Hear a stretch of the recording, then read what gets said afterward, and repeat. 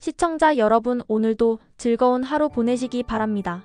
오늘의 사연 시작하겠습니다. 안녕하세요. 저는 올해 39살 초등학생 딸아이 하나를 키우며 맞벌이하는 워킹맘입니다. 사실 지금 이 글을 쓰는 내내 너무 화가 나고 억울한 마음에 손이 떨릴 지경이에요. 마음속에 가득 찬 울분을 어디에도 풀 데가 없고 털어놓을 사람조차 마땅치 않아서 결국 이렇게 글로나마 쏟아내야겠다는 심정으로 키보드를 두드리고 있습니다. 정말 속이 뒤집히는 일이 있었는데 이걸 겉으로 드러내지도 못하고 참고만 있으려니 하루하루가 버티는 일이 되어버렸어요. 솔직히 말하면요. 만약 이게 시댁 이야기였다면 차라리 편했을지도 모르겠어요. 동네 아이 친구 엄마들이랑 삼삼오오 앉아 커피 마시면서 우리 시어머니는 말이야 하면서 한탄이라도 하고 서로 맞장구라도 칠 수 있었을 텐데 말이죠. 근데 하필이면 이게 너무 안타깝게도 친정 쪽 이야기라서 어디 가서 털어놓는 것조차 조심스러워요. 아무리 내가 억울하고 괘씸한 일을 당했다 해도 친정욕이라는 이름이 붙는 순간 이상하게 내가 나쁜 사람이 되는 것 같거든요.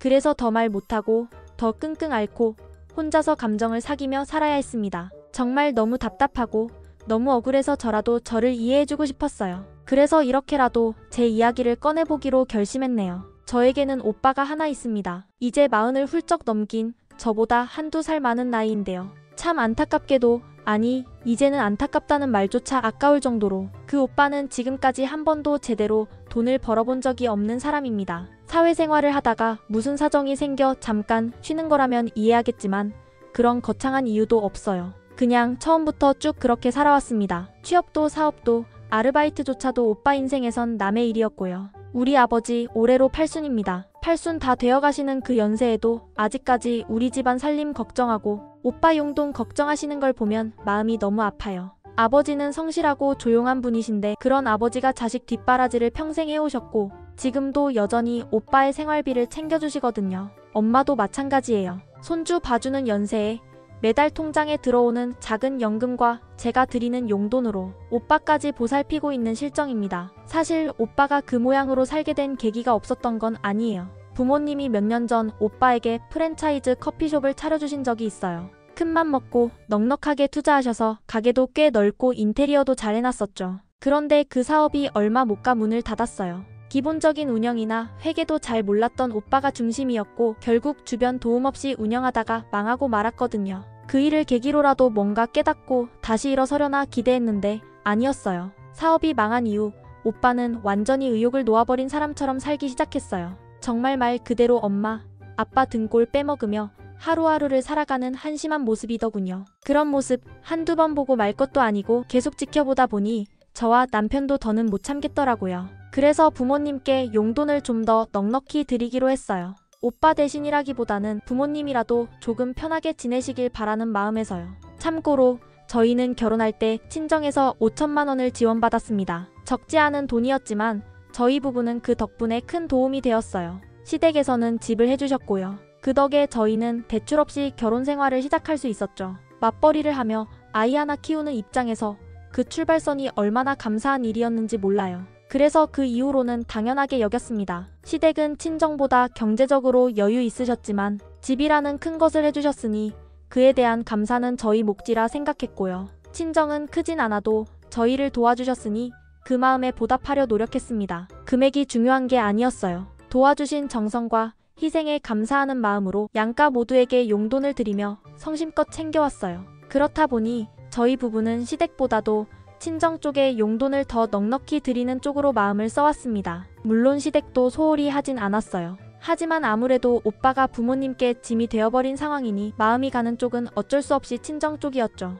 매달 일정한 금액을 꼬박꼬박 드리면서도 저희가 드리는 돈이 온전히 부모님 손에서만 쓰이지 않을 거라는 건 알고 있었습니다. 아버지나 어머니께서 분명 일부는 오빠 생활비나 용돈으로 흘려보내고 계시다는 거 어련히 저희가 모를 리가 있었겠어요. 하지만 그 부분에 대해서는 애써 눈 감아주었어요. 왜냐하면 그 돈은 어디까지나 부모님께 드리는 돈이었거든요. 받으신 돈을 어떻게 쓰시든 누구에게 나눠주시든 저희가 간섭할 수 있는 성질의 건 아니라고 생각했기 때문이에요. 드리는 입장에서도 받는 분들이 마음 편히 쓰시길 바라는 게 당연한 거잖아요. 그렇게 생각하면서 스스로를 다독였고 속으로만 그래도 부모님이니까라는 말로 위안했어요. 하지만 속은 어땠는지 아세요? 말은 그렇게 했지만 한 번씩 현실을 직시하게 되는 순간이 오면 정말 미칠 것 같았습니다. 오빠는 대학도 제대로 졸업한 사람입니다. 어디 가서 창피할 학벌도 아니고 사회에 나가면 얼마든지 자기 몫을 할 수 있는 배경과 조건도 갖췄어요.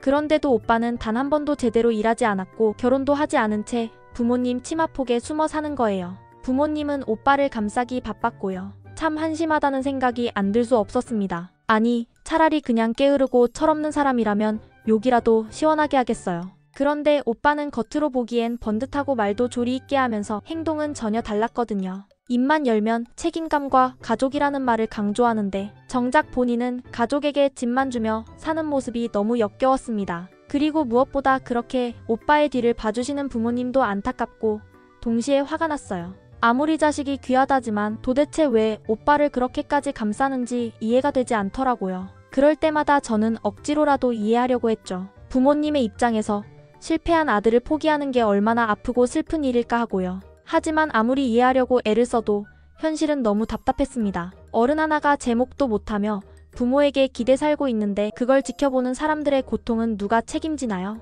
가슴속 깊이 선 부모님을 향한 애틋함과 오빠를 향한 분노가 동시에 뒤엉켜서 진심으로 미칠 노릇이었어요. 얼마 전 정말 어이없는 일이 있었습니다. 어느 날 저녁 남편이 조심스럽게 묻더군요. 자기, 오빠 혹시 다시 사업 시작하려고 하는 거야? 처음엔 무슨 소린가 싶었어요. 사업이라니? 그건 너무 뜬금없는 얘기였거든요. 그래서 되물었죠. 왜 그런 질문을 하느냐고요. 그랬더니 남편이 말하더라고요. 며칠 전 오빠가 세금 관련해서 무언가 상담을 요청했고 그게 일반적인 일은 아니었다고요. 듣는 순간 머릿속이 복잡해지더라고요. 도대체 무슨 일이 벌어진 걸까 싶어서 바로 부모님께 연락을 드렸습니다. 그런데 부모님은요, 전혀 예상하지 못한 반응을 보이셨어요. 그런 일 없다, 아무 일 없다, 그냥 세무서에서 뭐 물어보길래 잠깐 얘기한 거다라는 식으로 얼버무리며 잡아떼시는 거예요. 처음엔 혹시 내가 뭔가 잘못 이해했나 싶기도 했지만 가슴속 어딘가에서 쎄한 느낌이 들었어요. 분명 무언가를 감추고 있다는 확신이 들더라고요. 그래서 이번엔 그냥 넘어가지 않고 제가 아주 강하게 닥달했습니다. 뭐가 그렇게 숨길 일인데 저까지 속이시냐고 말이죠. 결국 시간이 조금 지나고 나서야 마지못해 진실이 나왔습니다. 아버지가 오랫동안 가지고 계셨던 조그만 상가 건물이 있었어요. 몇 평 안 되는 곳이지만 그래도 자식들 생각해서 노후를 대비하려고 아껴두셨던 그 상가였거든요. 그런데 그 상가가 어느새 오빠 명의로 증여가 되어 있었던 겁니다. 전혀 모르고 있던 사실이었어요. 아무도, 정말 아무도 저에게 이 사실을 말해주지 않았더라고요. 더 충격적인 건 그 상가를 증여하면서 발생한 증여세만 무려 1억 5천만 원이었다는 사실이에요. 그 거금을 누가 부담했을까요? 말 안 해도 뻔하죠. 당연히 부모님이 대신 내주신 겁니다. 오빠가 무슨 돈이 있어서 증여세를 내겠어요. 그 얘기를 들었을 때 정말 심장이 내려앉는 줄 알았어요. 믿기지 않았고 뭐가 뭔지도 모르겠고 순간 머릿속이 하얘졌습니다. 제가 너무 어이가 없어서 아니 도대체 왜 그러셨어요? 하고 묻자 부모님은 이런 말도 안 되는 설명을 하셨어요. 이름만 오빠 앞으로 해둔 거지 실제 관리나 수익은 우리가 다 할 거다. 자산은 여전히 우리가 가지고 있는 셈이다라고요. 그런데 그게 무슨 의미가 있나요? 세상에 명의라는 게 왜 중요한데요? 법적으로도 오빠 소유이고 그 재산이 오빠 것으로 기록되는 순간부터 모든 권한은 오빠에게 있는 건데요. 저는 정말 한동안 할 말을 잃었어요. 너무 황당하고 열이 받았고 도대체 부모님이 왜 이러시는지 이해가 되질 않았습니다. 남편은 그저 놀라운 듯 조용히 듣고만 있었어요. 성격이 워낙 순한 사람이라 크게 화내거나 뭐라고 하지는 않았지만 당황한 눈빛은 숨기지 못하더군요. 제가 오빠가 또 뭐 꾸미고 있는 거 아닐까?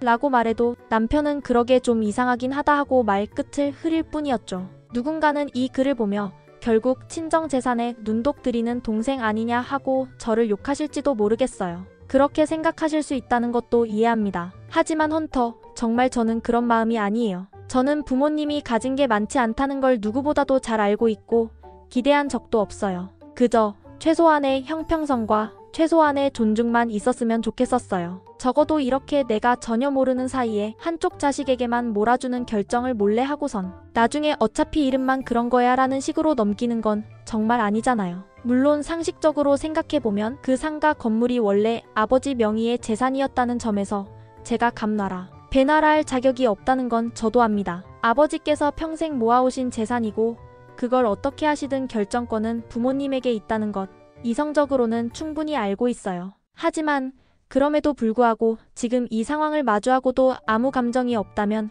그건 진짜 사람이 아니겠죠. 저희 부부가 그동안 부모님께 해드린 게 얼마나 많은데 단 한마디 상의도 없이 그 전부를 오빠 명의로 넘겨버렸다는 사실이 저를 너무 허탈하게 만들었습니다. 정말 감정이라는 게 이렇게 무너져 내리는 거더군요. 상가를 오빠 이름으로 해놓았다는 말에 머릿속이 멍해졌고 남편 얼굴을 보는 것도 미안하고 시댁 어른들 얼굴도 떠올리기 싫었어요. 딸내미가 친정에 그렇게 많이 해줬는데 결국 돌아온 건 뭐냐라는 소리 들을까봐 자존심도 상하고 죄송하기도 했거든요. 저는 남편에게도 미안했어요.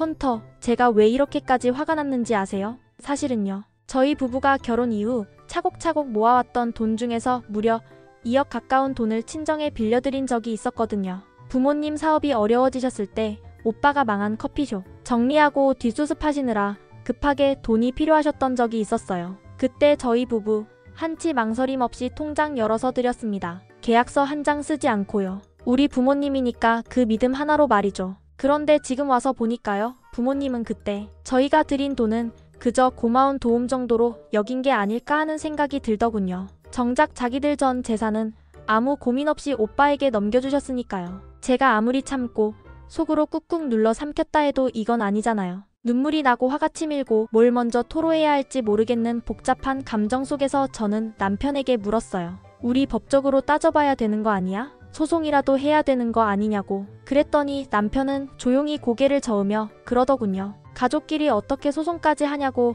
그냥 넘기자고. 어른들 뜻이 있으시겠지. 이 말이 나쁜 말은 아닌데요. 그 순간엔 정말 가슴이 찢어질 만큼 서운했어요. 아니, 남편 말도 맞는 줄은 알지만 왜 나 혼자 이렇게 모든 걸 감당해야 하느냐는 그 억울함이 저를 완전히 무너뜨렸습니다. 그날 밤 저는 거실 바닥에 주저앉아 대성통곡을 했어요. 억장이 무너진다는 표현, 그게 딱 그 순간이더군요. 저는 남편에게 그리고 저 자신에게 다짐했어요. 부모님 재산이니까 마음대로 하시는 건 어쩔 수 없다. 나도 안다. 하지만 그렇게 전부를 오빠에게 주는 순간 부모님은 오빠를 살리는 게 아니라 망치고 있는 거라고. 저는 그렇게 말했죠. 평생 아무것도 안 하고 기대서 살아온 사람에게 이런 식의 보상을 계속 주는 건 그 사람 인생을 더 망치는 길이에요. 저는 그걸 누구보다 잘 알고 있었어요. 그래서 말했어요. 안 돼. 이건 절대 안 되는 일이야. 부모님의 결정이긴 해도 그 결정이 한 사람을 우습게 만드는 거라면 가만히 있을 수 없다고 말했어요. 지금 부모님은요. 그 상가 꼭대기층,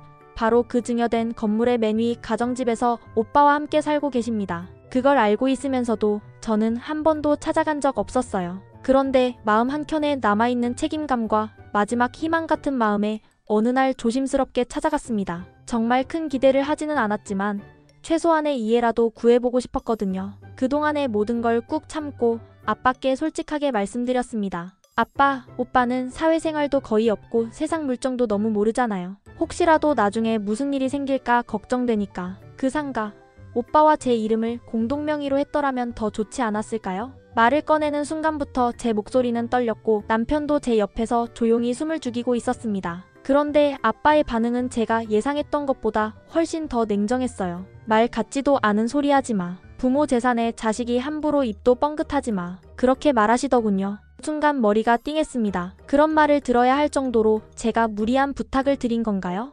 아니잖아요. 정말 아니잖아요. 그 순간 남편 얼굴을 마주보는데 너무 창피했습니다. 저 혼자 아등바등 무너지는 친정을 떠받들려고 애써왔다는 사실이 부끄럽게 느껴졌어요. 부모님 앞에서 그렇게 외롭게 혼자 설 줄은 몰랐거든요. 진심으로 속에서 끓어오르는 무언가를 억누를 수가 없었어요. 저는 담담한 척했지만 목소리는 떨리고 있었어요. 아빠, 저 지금까지 부모님 용돈 시댁보다 더 많이 드렸어요. 왜 그런 줄 아세요? 오빠가 집에서 일도 안 하고 놀고 먹으니까 부모님 생활비가 많이 드실 것 같아서 그런 거였어요. 그냥 그렇게라도 저 나름대로 도운 거였어요. 몰라서 그랬던 거 아니에요. 제 말에 아빠는 그저 정면을 바라보며 아무 반응도 하지 않으셨습니다. 저는 멈추지 않고 이어 말했어요. 그리고 기억나세요? 예전에 목돈 필요하시다고 하셔서 저랑 남편 둘이 악착같이 살면서 모은 돈 2억 드렸잖아요. 그 돈 저희한테 전 재산이었어요. 그런데 그거 드리고도 한 번도 갚아달라고 말한 적 없어요. 어차피 부모님이니까 그때는 저도 당연한 일이라고 생각했어요. 숨을 고르고 저는 이제 정말 하고 싶었던 말을 꺼냈어요. 그런데 아빠, 부모님 돌아가시고 나면 저랑 오빠가 재산을 나눌까봐 그게 싫으셔서 지금 이렇게 생전증여하신 거죠? 이 말이 나오자마자 방 안은 얼어붙은 듯 조용해졌고 아빠는 시선을 내게 한 번도 주지 않은 채 입술을 꾹 다문 채 고개를 돌리셨어요. 인정하지 않으시더군요. 대답도 없었습니다. 저는 그 순간 그 어떤 설명도 필요하지 않다는 걸 알았어요. 말이 없다는 건 이미 모든 걸 말해준 것이나 마찬가지였거든요. 그때 느꼈습니다. 부모님은 아예 처음부터 오빠를 후계자로 정해두셨던 거라고요. 그 오빠가 어떤 사람인지 뻔히 알면서도 말이에요. 그래요. 결국 저에게 기대는 건 도움받을 때뿐이고 중요한 결정에서는 언제나 너는 빠져있어 라라는 게 부모님의 입장이었던 거죠. 제 눈물은 그렇게 말없이 흘러내렸고 그날 밤 집에 돌아오는 길 저는 아예 마음을 내려놓았습니다. 그래야 덜 아플 것 같아서요.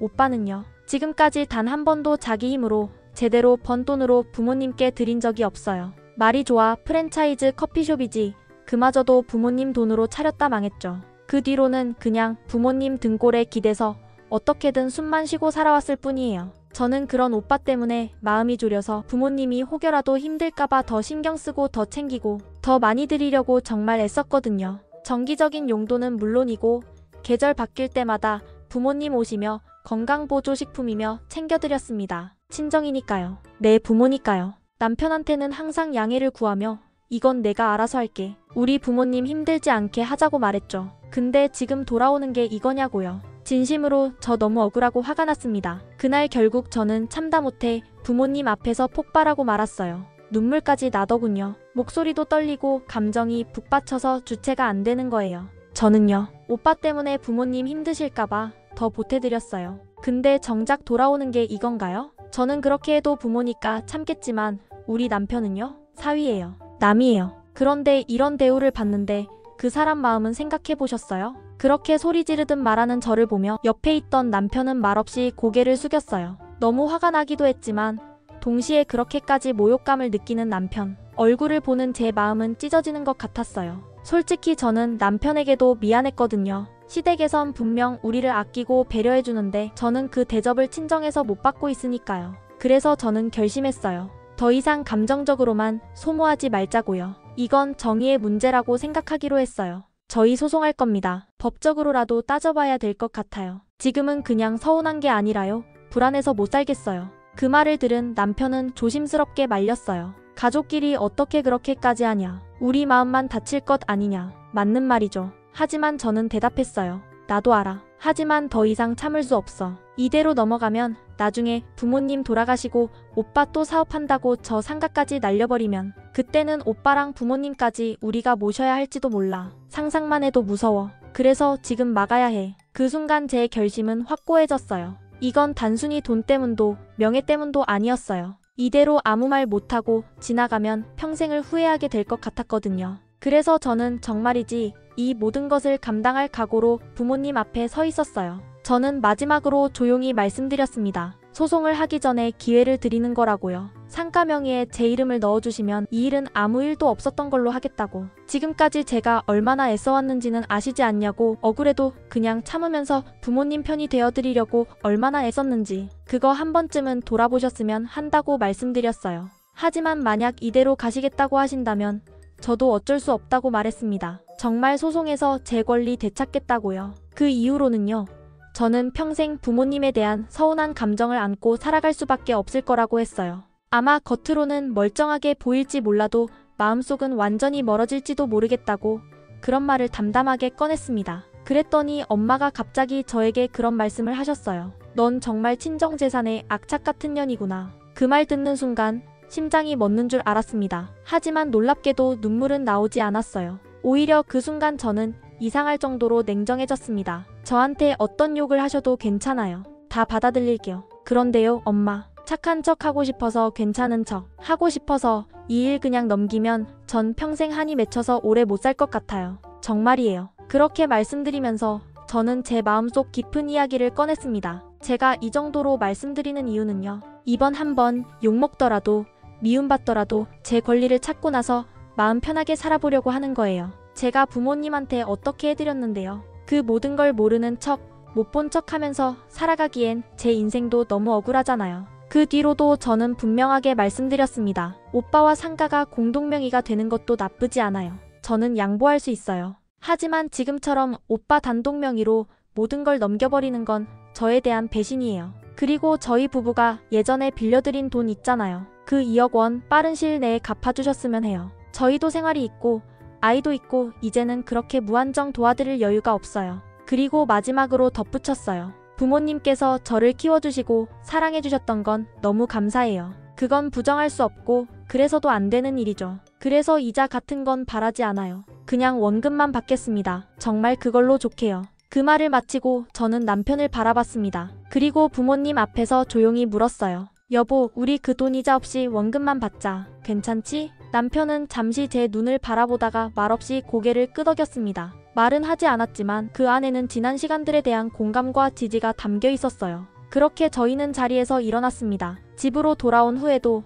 남편은 조심스럽게 이야기를 꺼냈습니다. 가족끼리 꼭 이렇게까지 해야 할까? 하는 말이었어요. 사실 저도 그 질문을 수십 번은 스스로에게 던졌던 것 같아요. 그런데 그 순간만큼은 확신에 차서 대답했어요. 응, 나는 꼭 이렇게까지 해야겠어. 이건 나를 위해서, 그리고 우리 가정을 지키기 위해서야. 그 말을 들은 남편은 잠시 말이 없더니 이내 고개를 끄덕였어요. 내 마음이 그렇다면 나도 어쩔 수 없지. 같이 알아보자. 필요하면 변호사 상담도 받아보자. 그 짧은 한마디에 저는 이상하게 울컥했어요. 억울하다는 감정보다 함께 해준다는 동지가 있다는 사실이 더 벅차오르더군요. 솔직히 이번 일로 그동안 말없이 저를 지켜봐준 남편이 얼마나 고마운 사람인지 다시금 느꼈습니다. 그런데요, 돌아보면 참 억울하기도 해요. 친정에 빌려드린 그 2억이라는 돈은 저 혼자 힘으로 만든 게 아니잖아요. 남편과 함께 아끼고 모은 돈이에요. 그동안 친정에 시댁보다 더 많이 용돈 드리고 뭐 필요한 거 있다 하면 당연한 듯이 먼저 챙기고 한 번도 남편은 그걸 문제 삼지 않았어요. 그냥 조용히 제가 편하면 그걸로 된다고 말하던 사람이에요. 그래서 더 미안하고 그래서 더 억울한 거예요. 내가 이런 남편 데리고 있으면서도 내 부모에게조차 당당하지 못하게 살아야 한다면 이건 부끄러움이 아니라 분노예요. 진심으로 지금은 그 감정을 감추기가 어렵습니다. 엄마는 저에게 악착 같다고 하셨죠. 친정 재산에 집착하는 못된 딸이라고요. 하지만 정말 제가 그런 사람일까요? 제가 탐욕 때문에 혹은 남 좋은 일 못 보겠다는 시샘 때문에 이런 행동을 했을까요? 전 그렇게 생각하지 않아요. 저도 사람이기에 오랜 시간 참고 배려했던 마음이 한 번쯤은 보상받기를 바랐던 것뿐입니다. 사실 부모님께 사랑받고 싶은 마음은 지금도 여전해요. 그 감정은 지워지지 않아요. 그렇지만요, 부모 자식 간에도 넘지 말아야 할 선이라는 게 있어요. 저는 이번에 그 선이 완전히 무너진 걸 경험했거든요. 솔직히 이 모든 행동이 정당하다고 100% 확신하는 건 아니에요. 가끔은 이런 생각도 듭니다. 내가 너무 날카롭게 반응한 건 아닐까?